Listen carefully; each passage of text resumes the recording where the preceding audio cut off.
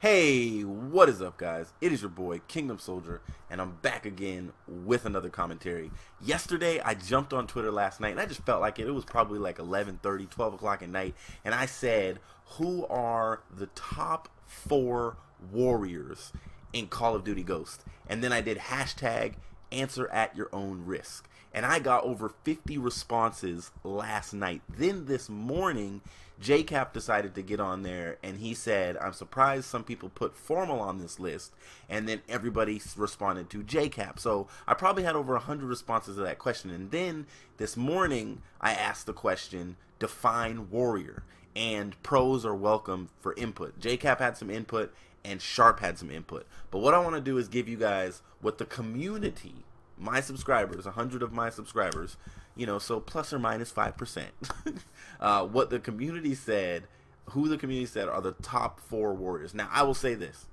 These answers were all ridiculously consistent. There was a few players that were on every single person's list. The top three, actually these top four, mostly the whole list was basically the same. And so I'm going to start with them in order of how much they were mentioned. So number 4 goes to Rise Attach. Goes to Attach from Rise.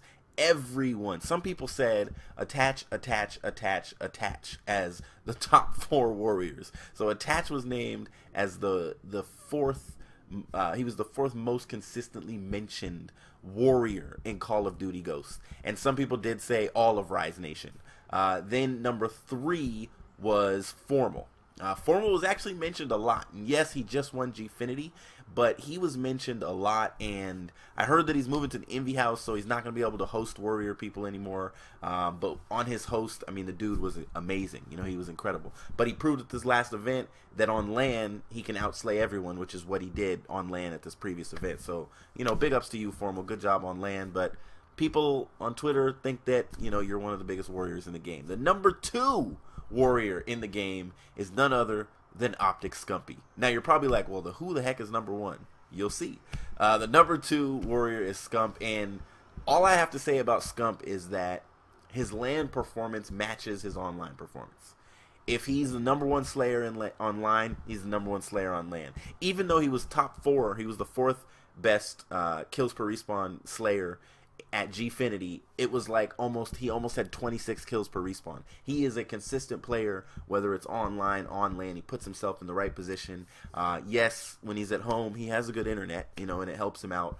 So if you want to call him a warrior, online warrior, or whatever, call him an online warrior. But he backs it up when he gets on LAN and there's no online connection. He plays just as well. So the number 1, the champion of all warriors, is the entire roster of Curse. This was like the saddest thing ever. I love the guys over at Curse, but the most consistent answer was not Curse Enable, or Curse Mochilla, or Curse Tipsy, or who am I forgetting? Curse Burns Off. It was Curse House, Curse Call of Duty, all of Curse. Curse. And here's my question. Has the team house itself become a curse? And that's what I want you guys to answer in the comments. You can tell me your top 4 warriors, but they're probably going to be some of the players I just mentioned. But what I want to know from you is it a curse to have a team house? Is it actually a bad thing?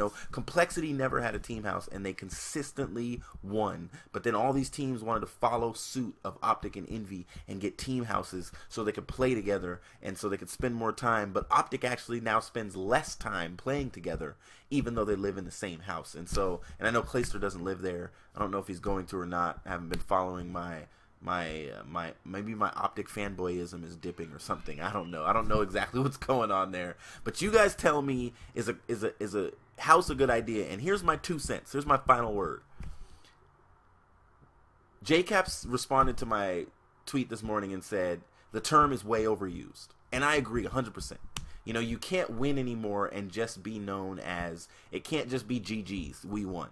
It's, well, you're lucky you got those 2 kills at pawn, or you're lucky you got those kills mid steps, or whatever it is. You're lucky that in top control you were able to drop shot me even though I put 3-4 bullets in you.